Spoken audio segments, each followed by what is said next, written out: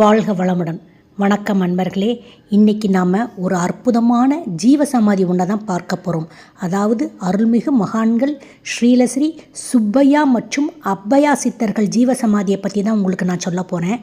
இந்த ஜீவசமாதி ஒற்றியூர்னு அந்த காலத்தில் சொல்லப்படுகிற, இந்த காலத்தில் திருவொற்றியூர் அப்படின்னு சொல்கிறோம் இல்லையா, அந்த இடத்துல தான் இந்த ஜீவசமாதி அமைந்திருக்கு.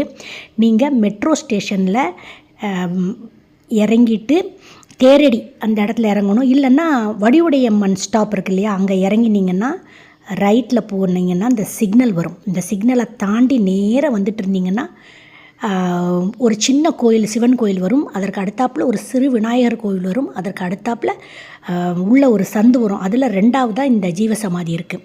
இப்போ கண்டுபிடிக்கிறது ரொம்ப கஷ்டம்லாம் இல்லை. அங்கே உள்ளவங்கள்ட்ட கேட்டால் ஓரளவு சொல்கிறாங்க. இல்லைன்னு நீங்கள் இப்படி நான் சொன்னதை ஃபாலோ பண்ணி போனாலே இந்த ஜீவசமாதியை நீங்கள் பார்த்துடலாம்.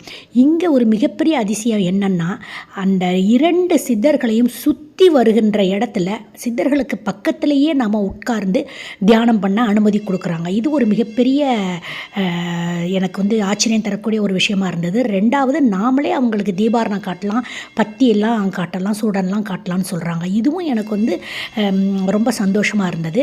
பக்கத்தில் நடராஜர் ஒருத்தர் இருக்கார் பாருங்கள், இந்த நடராஜர் இருக்கார். அவ்வளோதான், ரொம்ப சிம்பிள். ஒரே ஒரு ஜீவசமாதி தான் இங்கே இருக்குது. 11 பிரதோஷம் நீங்கள் ஏதாவது ஒரு காரியத்தை நினச்சிட்டு வந்தீங்கன்னா நினச்ச காரியம் நடக்கும்னு சொல்கிறாங்க. ஒரு பௌர்ணமிக்கு வந்தவங்க மனசில் ஏதாவது நினச்சா அடுத்த பௌர்ணமிக்கில் அவங்களுக்கு நடந்துருதான். சில பேருக்கு 5 இல்லாட்டி 11 பௌர்ணமி அவங்கவுங்க கர்ம வினைகளை பொறுத்து முன்ன பின்ன நடக்குது அப்படின்னு சொல்கிறாங்க.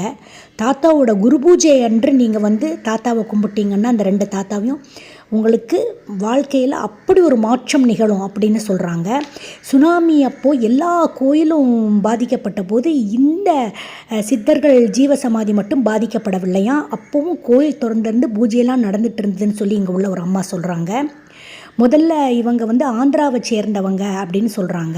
இந்த சித்தர்களை சரியாக தெரியலை விவரம். ஒரு அம்மா தான் பூஜை பண்ணிக்கிட்டு இருந்தாங்களாம். அதற்கு பிறகு கொஞ்சம் சித்தர்கள் கும்பிடுற ஒரு குரூப் வந்திருக்கு. அவங்க பார்த்துட்டு இவங்கள சித்தர்கள் அப்படின்னு ஐடென்டிஃபை பண்ணியிருக்காங்க. அதற்கு பிறகு தான் எல்லோரும் கும்பிட ஆரம்பித்து கோவிலெல்லாம் கட்டி ரொம்ப பிரபலமாக ஆச்சான். இன்னமும் மத்தியானம் இங்கே அன்னதானம் நடைபெறுகிறது. மிகவும் சக்தி வாய்ந்த கோயில். உங்களுக்கு வாய்ப்பு கிடைத்தால் கண்டிப்பாக இந்த கோயிலுக்கு சென்று இந்த 2 சித்தர்களையும் வழிபட்டு வாருங்கள். வாழ்க்கையில் மிக்க மேன்மையை அடையலாம். அடுத்து ஒரு சிறந்த பதிவில் உங்களை நான் சந்திக்கிறேன். அது வரைக்கும் காத்துக்கிட்டுருங்க. டாடா, பாய்.